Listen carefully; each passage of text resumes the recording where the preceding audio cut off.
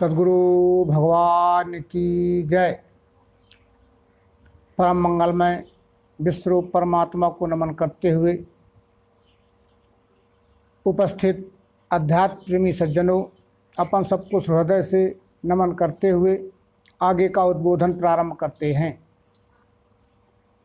आज मानव जगत में मूर्ति और प्रतिमा ये क्या है, इस बारे में भ्रम फैला हुआ है और मूर्ति प्रतिमा का भेद न जानने से समाज में नाना प्रकार के वाद विवाद भी होते रहते हैं। तो मूर्ति क्या है, प्रतिमा क्या है, इसको अपन ठीक से श्री रामचरितमानस से समझ लेते हैं। श्री रामचरितमानस में सीता स्वयंवर का प्रसंग आया है।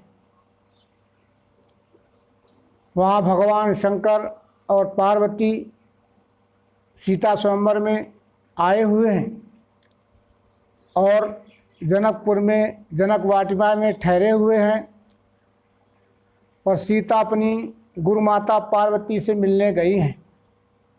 वहाँ ये चौपाई आई है, विनय प्रेम बस भई भवानी, खसी माल मूरत मुस्कानी। सीता जी के विनम्र प्रेम भाव को देख करके पार्वती मुस्कुराई हैं। जो गले में माला डाली गई है वो खिसकी है और ये देख करके वो मुस्कुराई हैं। तो यहाँ भगवान शंकर और पार्वती जीवित अवस्था में वहाँ स्वयंवर में पहुँचे हैं।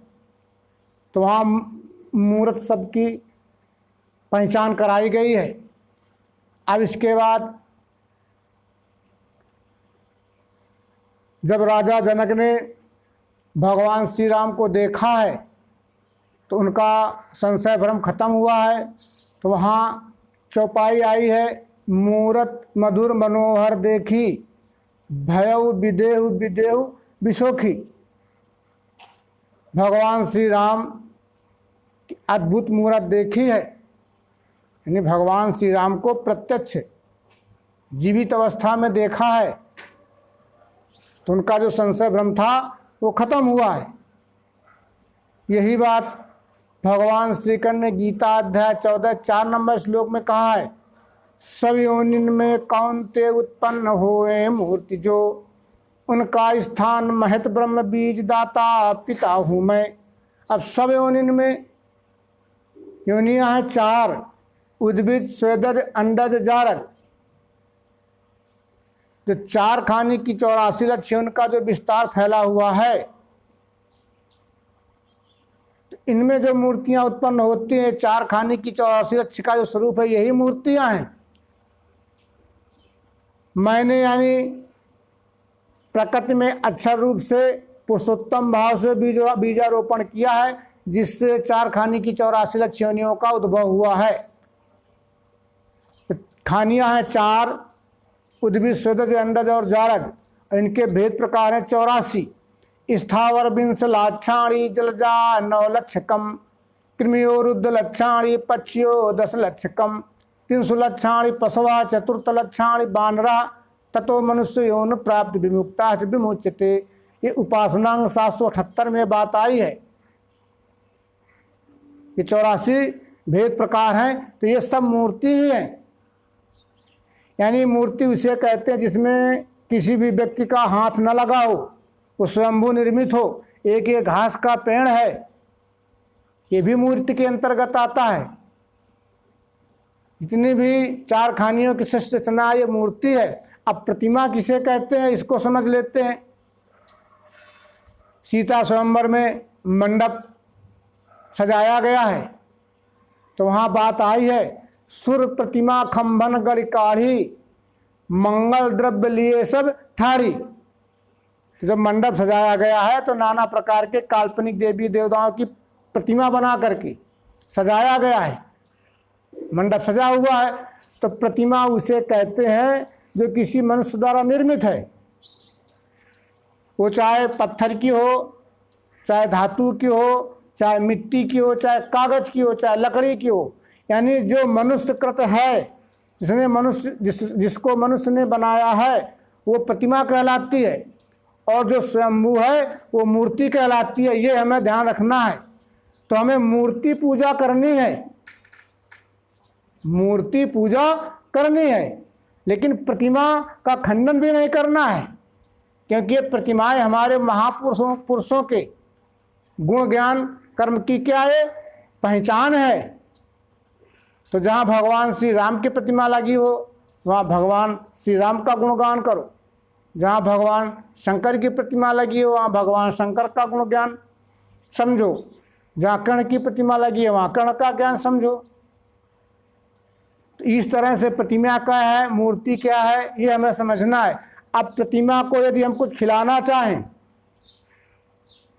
तो खाने वाली नहीं है, लेकिन मूर्ति को खिलाओगे तो खाती हुई भी दिखेगी, लेती हुई भी दिखेगी, सारी आपके साथ कर्म व्यवहार करती हुई दिखेगी। पत्ते फल फूल तो चढ़ावे भक्ति से मुझे, लेता हूँ सिचुआन का मैं भक्ति का उपहार सो। भगवान श्री कृष्ण कह रहे हैं मुझ भी स्वरूप परमात्मा की पत्तों से, फल से, पुष्प से, जल से सेवा करनी है। तो उसकी जब सेवा करोगे तो तुम्हें लेता हुआ प्रत्युत्तर में कुछ तुम्हें देता हुआ दिखेगा। जैसे हरी हरी घास से भी स्वरूप परमात्मा की सेवा करनी है तो किसी गाय को खिला देना, किसी बकरी को खिला देना, वो मेरा ही स्वरूप है, वो मेरी ही मूर्ति है, वो तुम्हें खाती हुई लेती हुई दिखेगी। अब अगर तुम्हें फल से मेरी सेवा करनी है तो मेरा ये स्वरूप कोई रोगी मूर्ति है, रोगी व्यक्ति है, उसको देना, उसको ताकत आएगी तो लेता हुआ खाता हुआ तुम्हें दिखेगा। फूल, कोई हमारा विशेष अतिथि है उसको फूल से यानी माल्य अर्पण करोगे तो लेता हुआ, झुकता हुआ और नमस्कार हुआ करता हुआ तुम्हें दिखेगा। अगर जल से मेरी सेवा करनी है तो पैसा हुआ रागीर है, पैसा हुआ व्यक्ति है, पैसी हुई मूर्ति है, उसको पानी पिलाना, जल पिलाना तो पीता हुआ, आपसे मुस्कुराता हुआ, बात करता हुआ दिखेगा। मेरी ही मूर्ति एक सूखता हुआ पेड़ है, उसमें जल डालोगे, पानी उसमें डालोगे तो थोड़ी ही देर बाद हरा भरा मुस्कुराता हुआ आपको दिखेगा। लेकिन अगर किसी प्रतिमा में आप चाहे पत्ते चढ़ाओ, चाहे फूल चढ़ाओ, चाहे फल चढ़ाओ या अमुक सामग्री कुछ भी चढ़ाओ, वो ना तो लेती हुई दिखेगी और ना तुमसे कुछ कहती हुई दिखेगी। तो इस तरह से जो लेता हुआ, खाता हुआ, बोलता हुआ दिखे वो मूर्ति के अंतर्गत आता है। जो लेता हुआ, खाता हुआ नहीं दिखता है वो प्रतिमा के अंतर्गत आता है। तो विचार करने की बातें हैं सारी की सारी। तो प्रतिमा क्या है, मूर्ति क्या है, श्री रामचरितमानस में, गीता में भेद स्पष्ट हो गया है। मूर्ति स्वयंभू है और प्रतिमा मनुष्यकृत है। अब बात आती है मंदिर की। अब मंदिर किसे कहते हैं, देवालय किसे कहते हैं, ये भी समझ लेना जरूरी है कि श्री रामचरितमानस में, वेदों में ये सारी की सारी बातें आई हैं। सुंदरकांड दोहा नंबर 4 के नीचे 5, 6, 7, 8 इन चौपाइयों में मंदिर शब्द का स्पष्टीकरण हुआ है। सीता का हरण हो जाता है, सीता का पता भी चल जाता है कि रावण हरण करके लंका ले गया है। सीता की खोज में हनुमान लंका पहुंचते हैं, वहाँ ये सारी की सारी बातें आई हैं। मंदिर मंदिर प्रतिकर शोधा, देखे जहाँ तहाँ अग्नि जोधा, गयो दशानन मंदिर माही, अति विचित्र कही जा सुनाई, सैन किए देखा कपिते ही, मंदिर महु न दीख बैदे ही। तो विचार करने की बात है। मंदिर उसे कहते हैं जहाँ जीवित मनुष्य रहते हैं। मंदिर मंदिर प्रतिकर शोधा, घर घर में, महल महल में जाकर के हनुमान ने देखा कि वहाँ बड़े बड़े योद्धा पड़े हुए हैं, अगणित योद्धा। और फिर इसके बाद दशानन यानी रावण के महल में पहुँच जाता है तो वहाँ विचित्रता देखी कि रावण पड़े सो रहा है, लेकिन वहाँ उस मंदिर में यानी रावण के महल में सीता नहीं है। तो विचार करने की बात है ये। और भी रामचरितमानस में बार बार मंदिर शब्द की पुनरावृत्ति आई है। जब नारियां, दशरथ की पत्नियां गर्भावस्था में आ गई हैं तो सारे मंदिर में यानी महल में एक सुख शांति की लहर फैली हुई है, वहाँ भी मंदिर शब्द की व्याख्या आई और भी मंदिर शब्द की व्याख्या आई है। श्री रामचरितमानस पढ़िए, बिना पढ़े अध्ययन के बात बनने वाली नहीं है। हम सुन करके मान लिया और मान करके भ्रम में फैल गए, तो कहाँ पहुँचे जा करके किसका कोई पता ठिकाना नहीं है। इस तरह से अब देवालय किसे कहते हैं? वेद मंत्र आया है, देहो देवालया प्रोक्ता सजीव केवला शिवा तजेत ज्ञान निर्माल्यम सोहम भावेन पूजते अभेद दर्शनम ज्ञानम ध्यानम निर्विषय मनः। अब देवालय को आज हमने ये मान लिया, मंदिर को ये मान लिया कि ये पाषाण की प्रतिमा किसी आर्टिस्ट ने बनाई, उसको काट छांट करके और हमने एक मंदिर बना लिया काल्पनिक, उसमें खड़ी कर दी। बोले इसमें देव बैठा हुआ है, देव रहता है, लेकिन वेद इससे सहमत नहीं है। ये देह ही देवालय है और इसमें रहने वाला ईश्वर का अंश जीव आत्मा रहता है। लेकिन वो जब तक अज्ञान अवस्था में है तो उसको जीव कहते हैं, और जैसे ही ज्ञान अवस्था में पहुंच गया तो वही तो शिव स्वरूप है। देहो देवालय प्रोक्ता सजीव केवला शिवा त्यजेत ज्ञान निर्माल्यम सोहन भावेन पूजते। वो जो अंतःकरण में उसके अज्ञान का भ्रम फैला हुआ है, उस अज्ञान के भ्रम से ज्ञान में आ गया तो वही शिव स्वरूप है। लेकिन ये होगा कब? अभेद दर्शनम ज्ञानम ध्यानम निर्विषय मना। जब हमारा मन निर्विषय होगा, पवित्र होगा, स्वच्छ होगा, निर्मल होगा, तभी ये जीव ही शिव स्वरूप है। जीव ही शिव स्वरूप है। जो द्वैत दिख रहा था, हम और आप दो हैं, अब यही तो द्वैत है। हमारा और आपका जो द्वैत का भेद है, ये एक में सिद्ध हो जाए। हम और आप दो दिख रहे हैं, या पिंड और ब्रह्मांड, पिंड और मैं, या पिंड और ब्रह्मांड दो दिख रहे हैं, एक की सिद्धि हो जाने का नाम अद्वैत है। और जब एक की सिद्धि हो गई तो ये जीव ही तो शिव स्वरूप है। अज्ञान के भ्रम में फंसा होने के कारण अपने को अलग, सामने वाले को अलग मान रहा है, इसलिए जीव है, अल्पज्ञ है, अज्ञान है।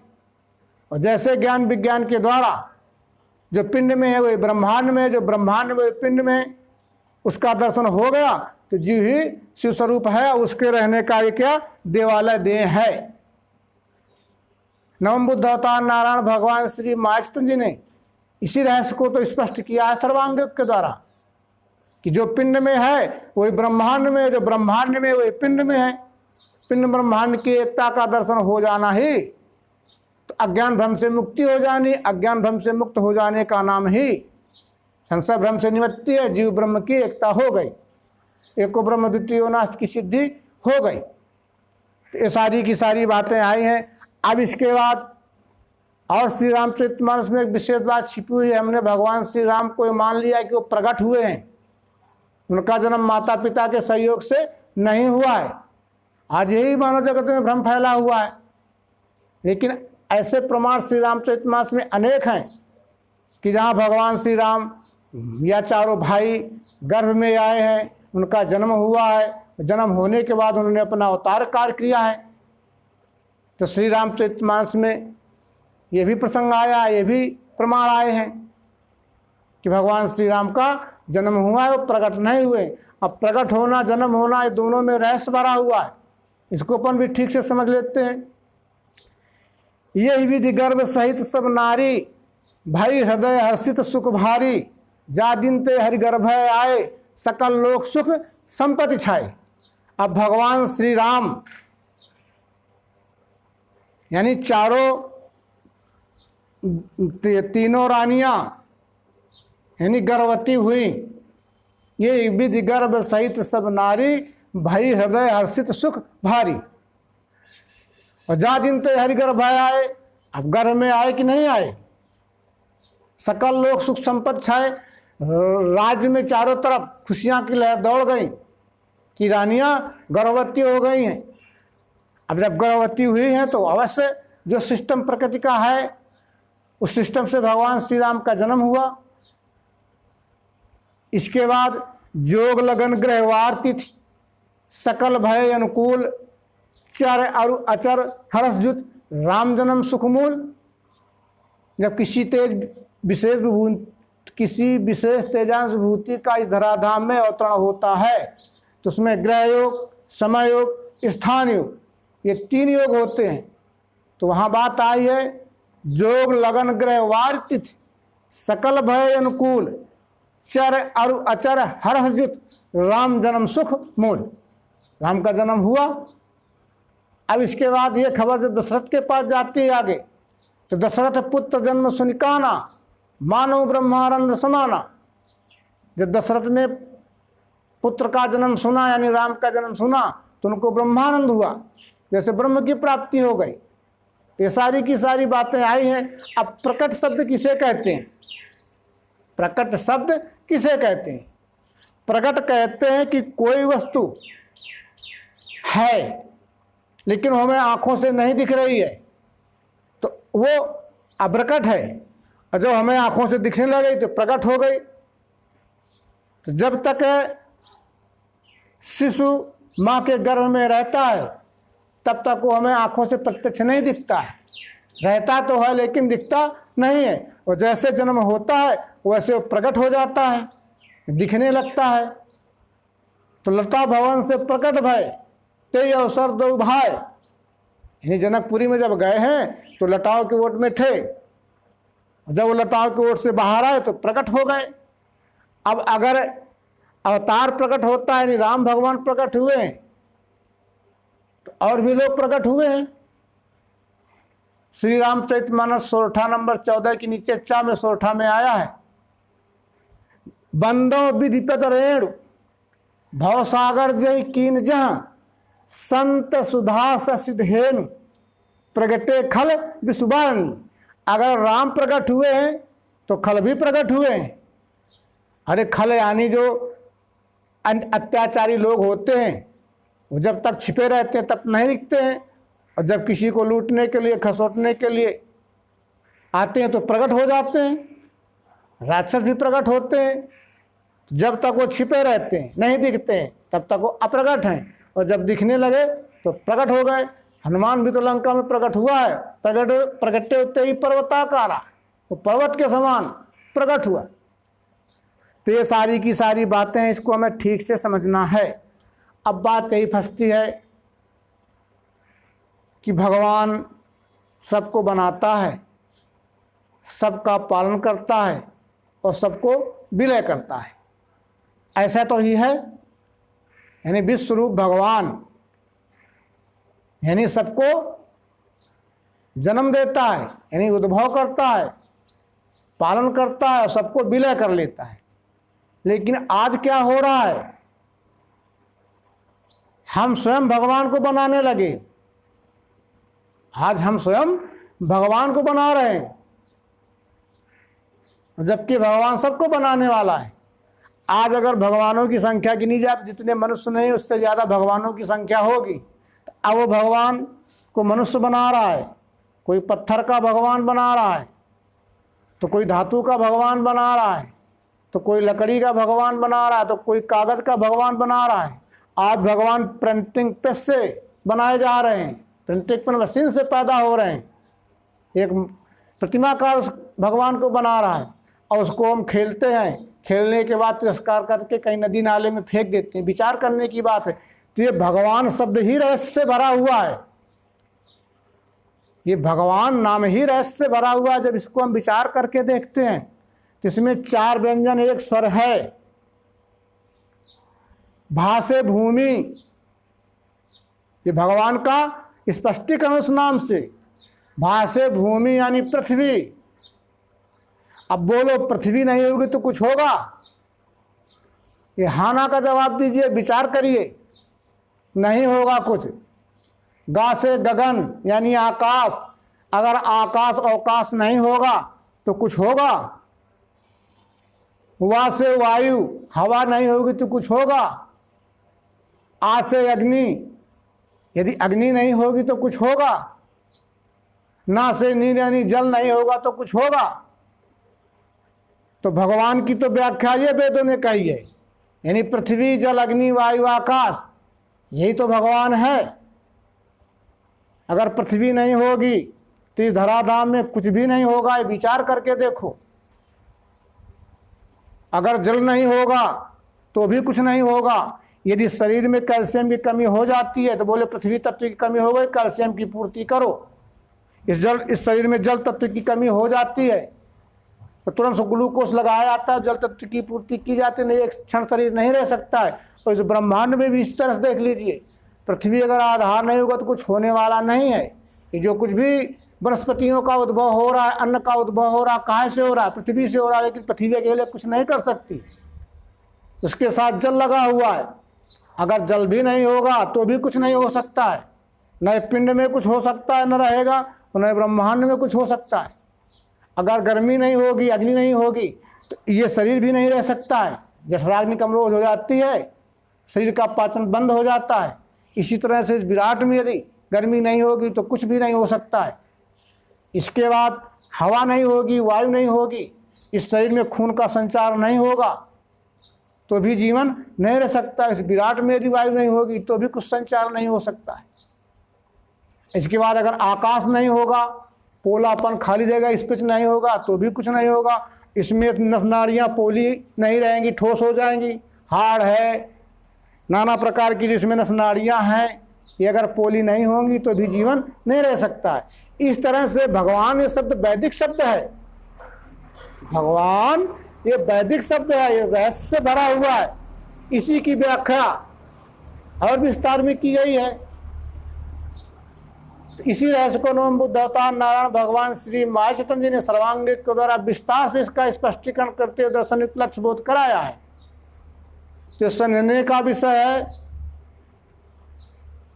अब भगवान जो इस रहस्य को बताता है, आविष्कार करके अलग अलग तत्वों का निरूपण करता है, उस देहधारी व्यक्ति का भी नाम भगवान है। जिसने इस रहस्य को जाना, आविष्कार किया, खोज किया, ये विज्ञान है, अध्यात्म विज्ञान है। इसने विश्व रूप भगवान को आविष्कार करके अध्यात्म विद्या के द्वारा कि जो पिंड में है वही ब्रह्मांड में, जो ब्रह्मांड में वही पिंड में, इसका आविष्कार किया। आविष्कार करने के लिए मानव कल्याण के लिए सर्वत्र प्रचार प्रसार किया। उस देहधारी व्यक्ति का भी नाम भगवान है, वो सद्गुरु स्वरूप होता है। इस तरह से ये सारी की सारी बातें आई हैं मित्रों। हमें धर्म ग्रंथों को पढ़ना है, लेकिन जिस दृष्टि से धर्म ग्रंथ लिखे गए हैं, जब तक हमारी वो दृष्टि नहीं होगी तब तक हम उस लिखी हुई या लिखे हुए धर्म ग्रंथों को हम नहीं समझ सकते हैं। मनुष्य 3 प्रकार के होते हैं, तमोगुणी, रजोगुणी, सतोगुणी। एक ही शब्द को तमोगुणी अपने हिसाब से रोचक भाव से अर्थ लगाएगा, रोचक बयान में फंस जाएगा, और उसी शब्द को जो रजोगुणी होगा वो संशय में बना रहेगा, हो सकता है, नहीं हो सकता है। जो सतोगुणी होगा उसको लक्ष्य कर लेगा। अब ये धर्म ग्रंथ हमारे संतों ने लिखे हैं। हम श्री रामचरितमानस को ही लेते हैं। वाल्मीकि जी ने संस्कृत भाषा में इसको लिखा और गोस्वामी तुलसीदास जी ने इसको हिंदी भाषा में सरल स्पष्टीकरण किया। अब संत रचना कर रहा है और जीव भाव में बैठा हुआ व्यक्ति कैसे उसको समझ सकता है? कक्षा 1 का विद्यार्थी, कक्षा 5 का विद्यार्थी, इंटर की, हाई स्कूल की, बीए की, बीएससी की, पीएचडी की, वो किताबें तो पढ़ेगा, शब्द मेल तो कर लेगा, लेकिन क्या उसका लक्ष्यार्थ कर सकता है? अगर उसका लक्ष्यार्थ किया, हमने मान लिया, तो अर्थ का अनर्थ ही हो जाता है। आज यही संशय भ्रम फैला हुआ है। संतों ने साहित्य लिखे, धर्म ग्रंथ लिखे, भगवान श्री ने गीता का उपदेश दिया, व्यास जी ने उसको रचित किया। अब उनकी बारी हम कैसे समझ सकते हैं? तो धर्म ग्रंथों को समझने के लिए एक ही सूत्र है, दिव्य दृष्टि। बिना दिव्य दृष्टि के हम किसी भी धर्म ग्रंथ को नहीं समझ सकते।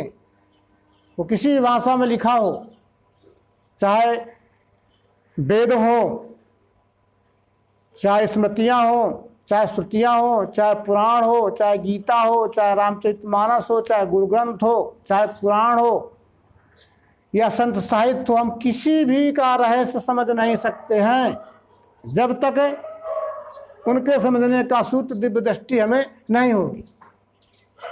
तो नवम बुद्ध अवतार नारायण भगवान श्री महावीर चैतन्य जी ने सर्वांग योग का आविष्कार करते मानव मात्र को दिव्य दृष्टि दी।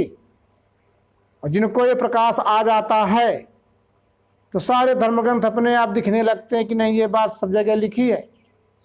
और जब तक सर्वांग योग का प्रकाश अंतःकरण में नहीं आएगा तो ये शब्द शब्द ही रह जाएंगे और अर्थ का अनर्थ ही कर लिया है, जिसका परिणाम अपन को दिख रहा है।